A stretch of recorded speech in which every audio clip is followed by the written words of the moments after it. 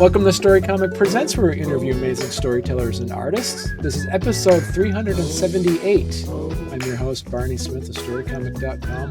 And we're honored to have with us the highly talented and inspirational Vermont author of All Who Believed, Tamara Mathieu. Hi. How's it going? Great. Thank you. How are you? Good. And we can call you Tammy then. Yeah, you can call me Tammy. So it's great, Tammy, because I reached out. You're one of the rootstock authors of Rootstock Publishing. Really excited to been able to get your book, All Who Believed, a memoir of life in the 12 tribes. You're here. You're from Vermont. You Yes. are a 100% born and raised. Technically, I was born in New Hampshire, but only because that was the nearest hospital. We lived in Hartford, Vermont, and I was born in West Lebanon, New Hampshire. Okay. So my birth certificate's New Hampshire, but I never lived in New Hampshire. So I get, first and foremost, talk to us a little bit about kind of like your background and how you decided to publish this memoir. Well, writing the memoir didn't start out like I didn't sit down like I'm going to write this memoir. When I left the 12 tribes, it was nice that there was already a lot of other people who had left, so it was easy to get on like a Facebook group, with other ex-members, things like that. And we would tell our different stories to each other. Somebody would put up a post, and then I would say, oh my gosh, like I remember that person and I had this experience. And so I just started writing out different stories, and it was kind of therapeutic. I would just recall a situation and I would write it down. And before I knew it, I had, just pages of, just the paragraph about this situation. And then one of my best friends, who's actually a big part of my story, Michelle Spalding, she published a memoir about her childhood growing up in Swanton, Vermont. It's called Bliss in an Isle of Organized Soup Cans. And it is just a really great, fun memoir. And just reading it, I thought, I think this is something I could do. I already have a pretty good start. So then that's when it came to me, maybe I could do this. Maybe I could write a memoir. And I had a lot of people reaching out to me, especially those first few years after I left, families that still had relatives in the community, asking me like, what's your advice? We want them to leave, but how do we talk to them? Or, I've had, lots of other ex-members writing me, asking about my experience. My own family, I just don't really think that a lot of people in my family really understood the vastness of what we had done and what we had gone through and how terrifying it was to leave. So I thought it would just be nice to have this resource, to explain my story, to really show why we chose to do what we did and what my everyday life was like, and then why we left and how that came about. And it was really important to me. I didn't want to sensationalize things. I wasn't trying to just put out this like shocker, type of thing. I wanted it to be like just really realistic, because I've read a lot of articles and different things that have come out about the 12 tribes over the years, and different news stories that have come out, and they've all just kind of had that like sensationalized feel to them. And then that can be easy for people to dismiss, and not really take seriously. And I didn't want my memoir to be like that. I wanted it to be real and relatable. And so I just started to organize my stories, put them in chronological order, and add on to them, put more details in. And there came a point that I just felt like it was writing itself. I would just sit down at my computer, and before I knew it, like an hour had gone by, and I would have just been writing and writing and writing and writing. It was really healing to just be able to get everything down. Every now and then I'd show a story to my husband and say, will you read this? Like, am I remembering this right? do you remember this the same, the same way that I am? Or once I felt like I was finished, I did try to send it to a couple different publishers, and I didn't get any acceptance, so it was kind of discouraging. I kind of sat on it for probably a couple more years. Every now and then I'd go back to it, go through it again, try to tighten up the story, edit it. And then at one point, there's an author, his name is Bill Schubart, and he did a little seminar at the Swanton Library about how do you publish a book? And Mm. I saw that and I went to it, and he mentioned rootstock publishing. And so I sent them my manuscript, within a few days of that, and they accepted it. So Just do a quick recap. I know it's a large thing, but for our listeners out there who might need to be reminded of what the 12 tribes is. yeah, so the 12 Tribes is it's a fundamentalist Christian organization. I feel is like the most accurate way to describe it, even though they don't identify as being part of Christianity. But it's Bible based. It started back in the 70s with a couple, Eugene and Marcia Spriggs. They they opened their homes to young adults in their area, who were Christians, and they'd have Bible studies. And um, they were going to a church at that time, and they had a Bible study one night that was canceled because of a Super Bowl party. And they felt like the Super Bowl is not something of God, like that's a worldly endeavor, and why would Bible study be canceled for something like that? So they decided to break off from that and start their own church. And at that time they called it the Vine Christian Community. Mm. And more and more, they would just have these. This was the 70s, so I think that was a time when people were drawn to, community and hearing messages of hope and love. And so they would gather at parks in Chattanooga, and have what they called critical mass, and different people would share, and it would draw people. They'd have these huge groups of people that would want to talk about Jesus and the Bible and the way we're supposed to live. And I think it just kind of happened organically in the beginning. Um, so Gene and Marcia opened up their home. Different people came to live with them. They decided to start, to open up a deli where they could all work together.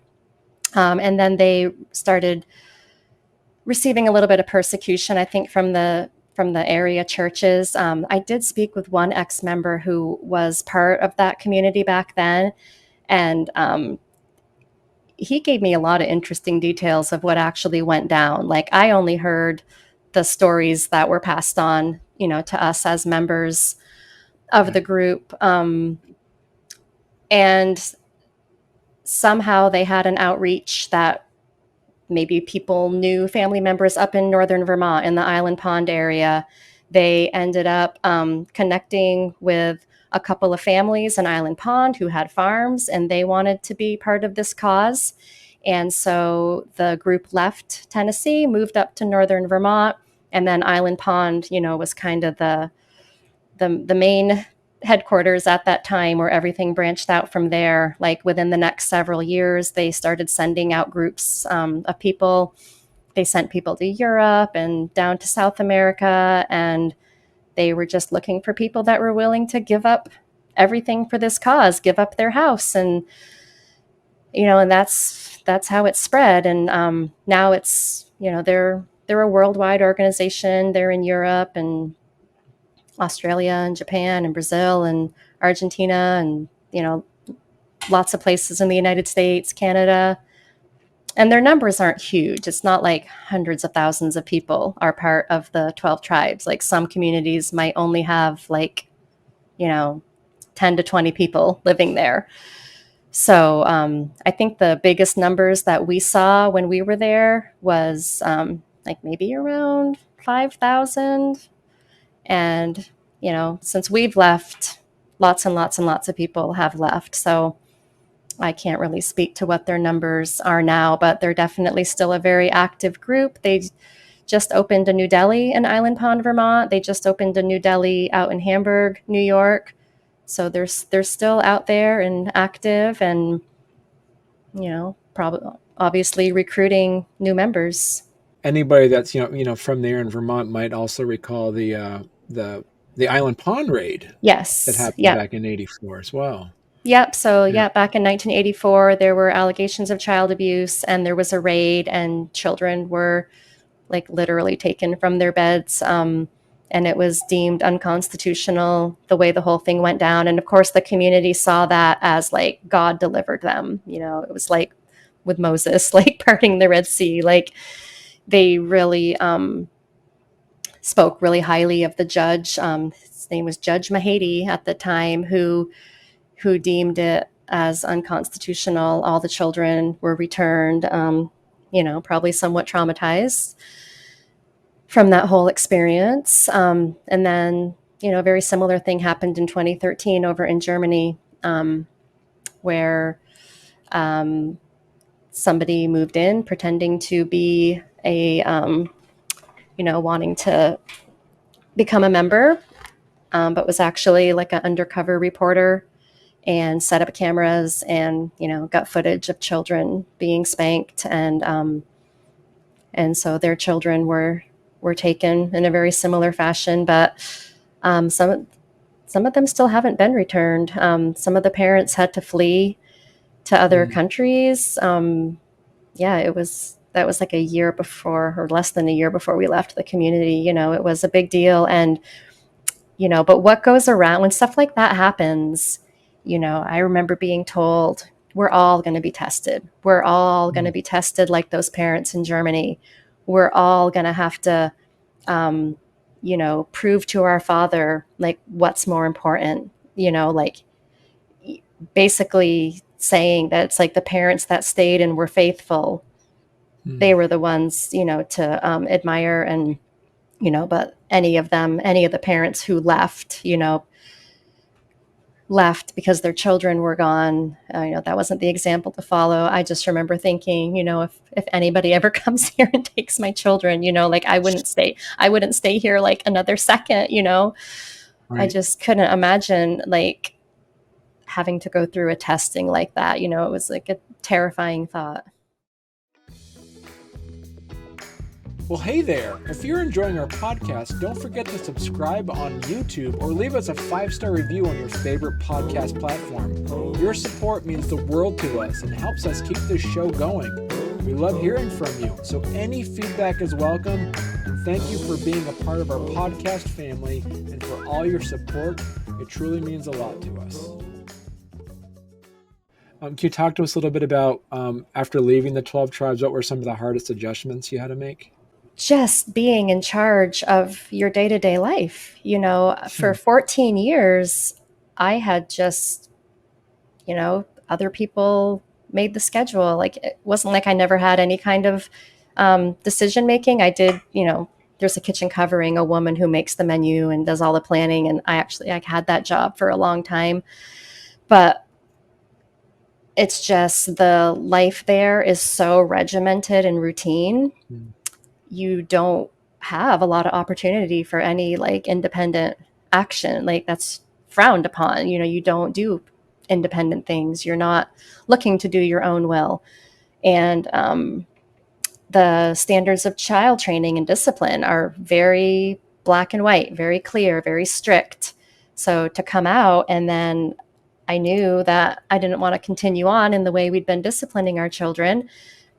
So then it's like, what do you do? What do I do when my 6-year-old's having a tantrum? Put him in timeout? Like, I don't even know. It was like being a brand new parent with children ages 15, 13, 9, and 6, who had only known this very strict, controlled, regimented environment. It was very challenging, very difficult. I probably cried every day for like the first 6 months, just not knowing, even the beginning from one day to the next is so uncertain. We didn't know where my husband was going to find a job, where we were going to live, the children were going to start school. And it was during those first few weeks that I remember realizing, like, this is how people could end up going back, because, like, at least there, I knew what we were going to be doing that day. I knew we were going to, my children were going to, you know, be doing productive things and not just driving around in a vehicle, like trying, to have my husband apply to places or see if there's any apartments for rent. Just this state of, it felt so unstable. And I could just see how the familiarity, could bring people back if they don't have the resources to get through those initial few months, because it is so scary. I put my two younger ones in public school, and that was like so hard. It was so hard. Mm. I homeschooled my two older ones. They did not want to go to school. They were terrified. They didn't know anybody. Um, and I grew up here, so I did have like some friends and things like that. And they were very supportive, very helpful. But it's hard for people that haven't gone through that and come out of it to know, so like I got a lot of understanding just connecting with other people that I'd known who had left as well, and were able to tell me, everything you're feeling is normal. You're not crazy. Like, the guilt you feel and the fear, like, okay, am I going to be struck by lightning? Because it's really put in you that you leave the community, you're leaving the place of our Father's protection, and you're going out into the world where there's every evil spirit. Your children are no longer protected. You're not safe.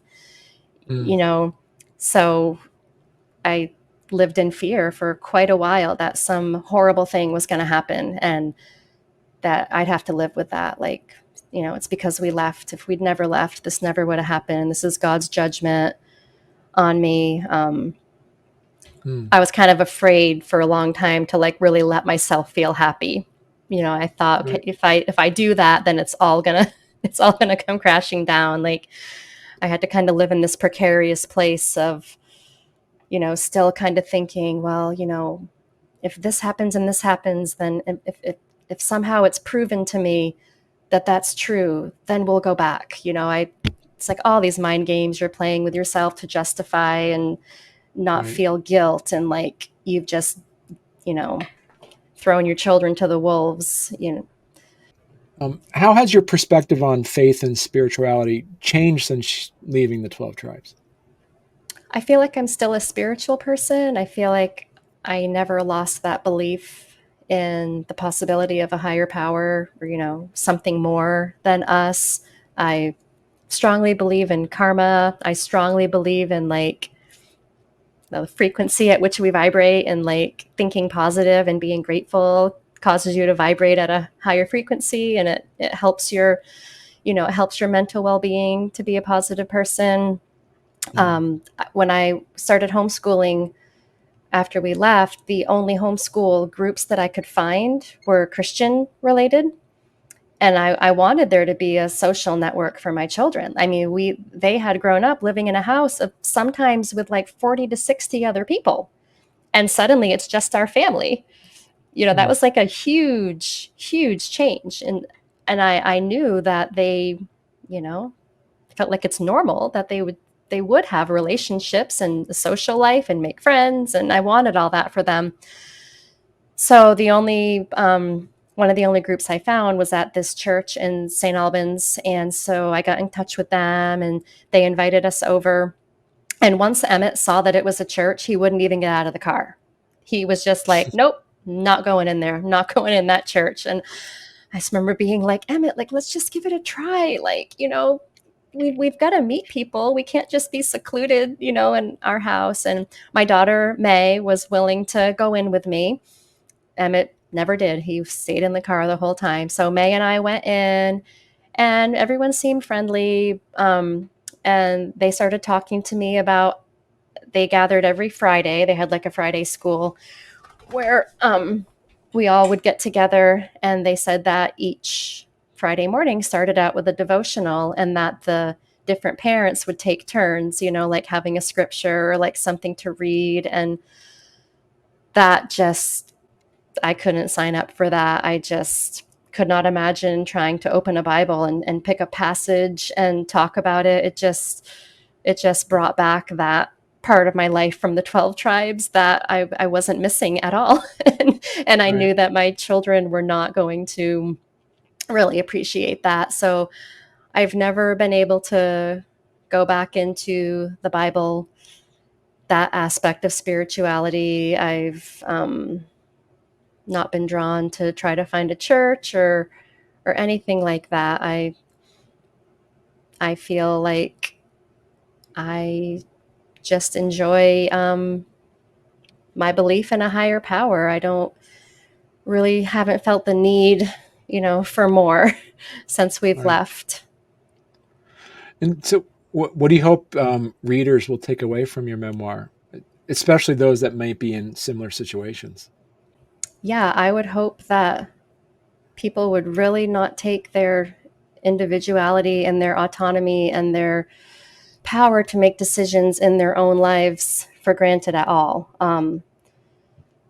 Like, I didn't really realize what that was going to be like when we made that decision. I just thought it just seemed like such a wonderful, wholesome, family oriented, you know, lifestyle that was just going to be wonderful, like just filled with friends and busy and farming and gardening and just, but I didn't really realize how much control, other people would have over every single aspect of our life, and how our free thinking and our creativity and all that would really be squashed. And it's one thing to choose it for yourself, and then when you see it happening to your children, and that realizing, that they don't really have any choices for their lives. I can remember Emmett talking about, you know, he would have loved to like be a pilot, or my daughter like, oh yeah, maybe I want to be a vet. And you couldn't you couldn't like fan the flames of those aspirations in your children. You had to be like, well, no, that's probably not our Father's will for your life. Your life is, your purpose of your life is to, be a disciple and come when you're called and go where you're sent. And for girls, that meant growing up and getting married and having children that were going to grow up and fulfill the vision of the 12 tribes, which was to eventually bring about the end of the age and the return of Jesus. And like, that's what they were living for, that one day um, they were going to raise up 144,000 male virgins that were going to go out into the world and preach the gospel in a time when the world is so evil that they were all going to be slain, like murdered in the streets. And like when the last one dies, that's when Jesus, who they refer to as Yeshua, would return. And so it was like, that's just supposed to be the only goal, like no personal aspiration.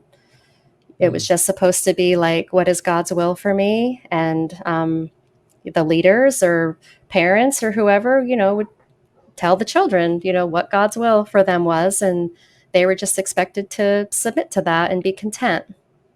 How much of this was therapy for you to write this, and how much of this is of wanting to let people know what your experience was like? Yeah, I mean, there was a lot of both of that. Yeah. Because I got a lot of questions. And the most common questions were, why did you join? What was it like there? And why did you leave? So that's what I was hoping to encompass in my book. And the outreach is obviously going to mostly be for people who left or who might be considering joining, or just anybody who's curious. But, the people that are there right now, like, they're not really going to have access to my book. We didn't, reading was one of those taboo things. We weren't supposed to read any outside literature. So it's not like my book can really be like an outreach for people that are still in there, still in that group. Talk about you said you started writing this out, and it's a big book too. I Mm-hmm. mean, this isn't anything to sniff at. It's over 250 pages. Mm-hmm. So, was there anything from that process that you put together that you kind of had to edit out, like your editor say, this is good, Tammy, but it doesn't kind of fit within the direction of the book? Or is there anything that didn't make the final cut? No, there wasn't. I was Really? surprised Okay. by that. Like I thought that it was going to be like that with the editing process. I thought there'd be more input about that, and that there wasn't. And I cut out a few chapters myself.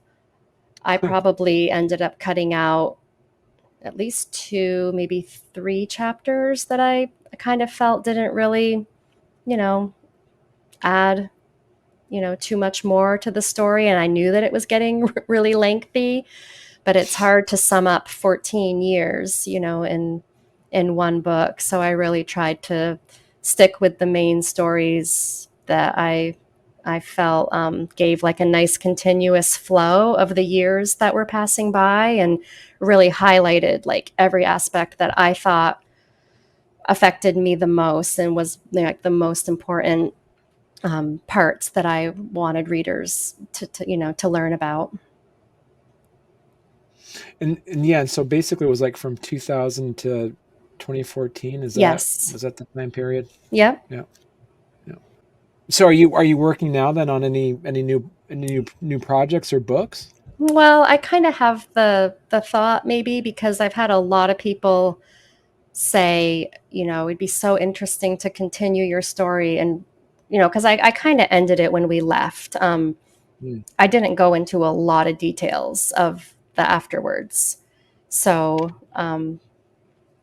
people are interested in that, and, what it was like how did we reestablish ourselves in the world at that time. And, we still had relatives in the community. My maternal grandmother came and lived with us when my youngest was a baby. My in-laws came and lived with us 3 years after we had joined. So I still had family there for a long time. My grandmother stayed there until she passed away in 2019. And I never would have wanted to have jeopardized our ability to still communicate and connect, because it's really looked down upon for people there to have any communication with people who have left, even like parents whose children have left. Um, there's restrictions, and we told my grandmother we would always take care of her. If she decided she wanted to come live with us, we'd go get her at the drop of a hat. Um, and I feel like the community really realized that if they had imposed that on my grandmother and told her that she was no longer allowed to see us, I really don't think that she would have stayed there. But they made an exception for her. We went and visited her. She'd come up and spend a few days at a time up here with me and my family. She was almost 80 years old. I don't really think they felt like so much that was a threat to anybody. But when we left, like a year or so after we left, my younger daughter wanted to go to the community and stay with my in-laws who hadn't yet left. And they were told no. They were told no, that their 10-year-old granddaughter could not come and stay with them, that they had never, completely given up their independence and their sovereignty enough, because my father-in-law was, still maintained a lot of freedoms that weren't really looked well upon while he was there. And that was Hmm. the line in the sand for them. Once they were told they couldn't see their granddaughter, they left as well. They came up here, they lived with us for several months while they were trying to reestablish themselves, in their 60s. And now they just live a couple miles down the road from us. Oh wow. Yeah, so yeah, our story has a lot of different tangents. But that's a great point though, Tammy, is to get a sequel to that about just like the reintegration piece of it. There definitely is a part two to this then. Hmm. Perfect. Any final thoughts, Tammy? Well, I'm just happy to have this chance to be on this program, and yeah, I just really appreciate any chance I have to discuss the book, answer questions. And if people want to learn more about you and the book, where's the best place they could go to? I do have an author page on Facebook. Um, I've actually had some people reach out to where on the back of my book it tells where I work, and I've had two people reach out to where I work because they wanted to get in touch with me for various reasons about experiences that they had with relatives or in the community. So And I'm more than happy to chat with people, personally as well. Tamara Mathieu, author, Mm-hmm. is, and as we mentioned, the book is out as of this recording, and it came out. It came out in May 2024. Yes, just a little over 2 months ago. Well, thank you so much, Tim. It was a pleasure chatting with you, and you're gonna have to come back on when your sequel book comes out. Oh yeah. Yeah, thank you.